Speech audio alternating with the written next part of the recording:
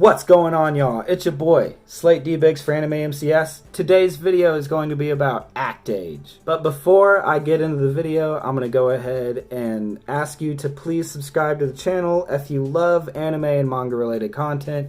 I have plenty on the way. Drop a like on the video if you're hyped for ActAGE, and in the comments, go ahead and let me know how you felt about my review, ActAGE in general, or maybe you have other recommendations. But without any further ado, let's get into the video. So, I read the first 6 chapters of ActAGE because that is all that is available on Viz Media right now. I'm guessing that they have a gap between chapter 6 and chapter 46 because they want to bring up the volume of sales on physical copies. I don't partake in those sneaky websites. I use official stuff only. So, I stopped at chapter 6 where the cutoff is between the gap. And I feel like it's a good place to be able to talk about the series enough to be hyped for it. I believe ActAGE has a little over 100 chapters, so it's been in publishing for a couple years. And at this point, the hype is there. It's real. I'm a small channel, and I even have people asking me to do a video, check out ActAGE. So I did. Here I am, and I loved it. First off, it is a debut, I believe, of the duo who's writing and doing the art for it. The story is by Tatsuya Matsuki. I didn't look into him really, but I didn't see any other credits. So I'm going to go ahead and assume it's his first work. And the artist of the team is a young lady at 22 years old by the name of Shiro Usazaki. And I gotta say, her art is very impressive. ActAGE has a very, very different premise than you would expect from a lot of Shonen Jump series. Whereas about 5 or 6 series right now are about killing demons, ActAGE is about a young girl with a dream to become an actress. Yonagi not only has that dream, but she also has a gigantic responsibility, the burden of raising her 2 younger siblings. Their father never really was there as far as I know, and the mother passed away. So it's just up to her to do oddball jobs and whatever she can to support her family. But she doesn't say, I don't have enough time to focus on my dream. She's still out there on the grind. She's going to auditions. She's doing the damn thing. She could easily just get a blue-collar job. She could learn to weld. She could be a fisherman. There's a lot of easy ways to make money to help your family get by. But she isn't taking the easy way out, and she's not giving up on her dreams, which is inspiring. One thing that's a little scary about her is she seems kind of sociopathic, maybe, where she's not really feeling the feelings. I feel like she's just imitating them. It's like she's a weird mixture between being a hardcore empath and a sociopath, where she doesn't really feel feelings, but she also feels too much. It's like the border between what is real and what is not isn't really there for her at times.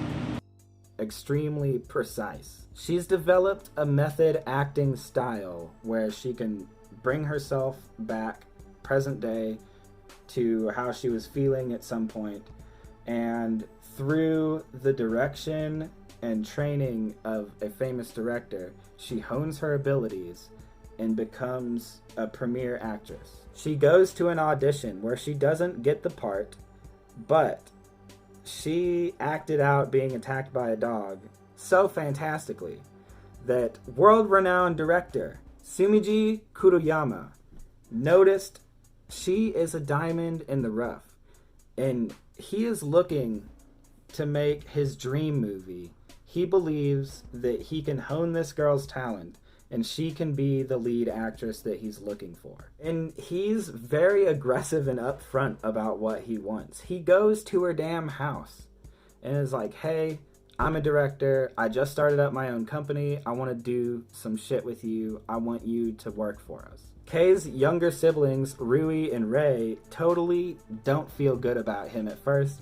They make jokes about how he's creepy His beard's creepy. Kay says she will take time to think about it.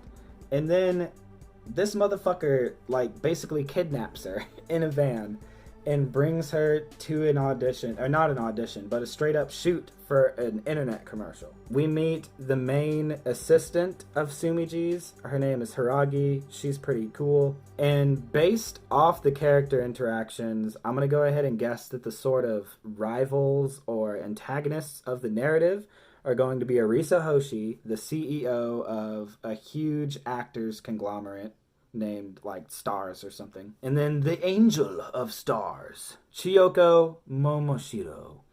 She was introduced in chapter 6, so that's my stopping point. The way they introduce Momoshiro, you can tell that from a very young age, she's been groomed and made to be the perfect actress by the book. She also comes off as a little pretentious to me. I can see a strong rivalry between these two seemingly polar opposite on the spectrum of acting. So far, the manga has a good sense of humor. I'm really enjoying that. The expressions are powerful as they need to be. It's a manga about acting, which again, I'll say it is a strange premise for a Shonen Jump manga, but I ain't hating. I really liked this series a lot from what I read. When I started it, I couldn't put it down, and now I'll just be waiting for that gap to get closed in chapters so I can finally catch up. And when I catch up, I just might do weekly chapter reviews. I'm enjoying it a lot right now. I could definitely see it happening. It's a possibility. I would definitely recommend this manga to really anyone. At least read the first 2 chapters. That's all I got for this one. How are you guys enjoying ActAGE if you started reading it already? I made it clear in this video, I'm really loving it. Thank you for watching the video. I greatly appreciate it. Seriously, the channel's been doing pretty decent. I feel like it's picking up, and shit, it's crazy, man. I'm just making stuff that I like talking about, and it's awesome that people like listening to it. Also, I do a podcast with my brother, Abyss, who is the other half of AnimeMCS. Our recent episode is about Yu-Gi-Oh! Because that was a pretty big part of our lives when we were growing up, and is still relative today. I will drop a link to where you can listen to our podcast down below. It'd be pretty kick-ass if you check that out too. Peace out, y'all.